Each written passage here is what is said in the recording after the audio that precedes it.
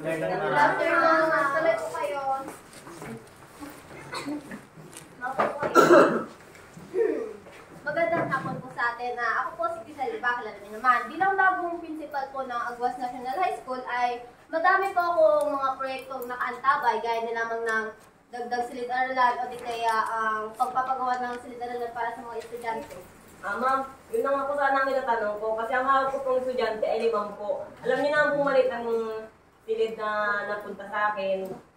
Nagusto ko nag-aaral sa mga bata.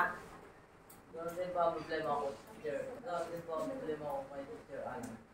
Ayun na nga po eh. Kaya po, pag-uusapan po natin yan ngayon. May gusto po ba kayong sabihin or any suggestion po ba mula sa inyo? Ma'am, sa tingin ko, kailangan po natin pagtuunan ng pansin ang paggawa ng bagong mga silid-aralan. Sa ngayon po, kulang po tayo ng 5 silid. Kung ako naman ang tatanungin, suggestion ko lang naman, magdagdag ng tig-isang isang mga silid. May secretary, bago po makalimutan, Teacher Blessa, mag-jot down to po ng pagmimitingan natin. Batay po sa resulta ng inyong mga sinabi or suggestion, ay tunay nga talagang kailangan natin magmadali para sa proyekto natin. Ano po sa tingin nyo? Sangayon po ba kayo dito sa ating pagplanuhan? Nakikita ko po, mukhang maganda naman ang ating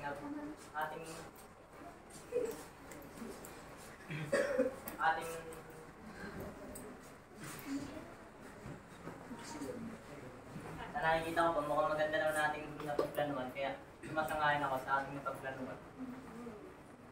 Kung ako naman po ang tatanungin, ay nais ko rin po sanang ipagawa yung pathway natin. Kasi gaya po ngayon, tag-ulan. Madami po ang nasasalubong ng mga estudyante, pasuray-suray sa ulanan. Kung pumasok ay basang-basa na, ano po sa tingin nyo? Sa aking palagay, para din naman po sa mga bata yung iniisip nyo. Kaya maganda rin po yung mga naisip mo, ma'am. Kung ganun ay pakireport nga po ang ating napag-usapan ni Secretary. Bale, ang napag-usapan ko ay dadagdag ng silid-aralan para sa mga bata. Ito po ay hindi pa sigurado kung ilan. Pagpaplanuhan pa po sa sunod na meeting natin. Ang pangalawa po ay dadagdag electric fan sa mga silid at kung may kailangan pa po.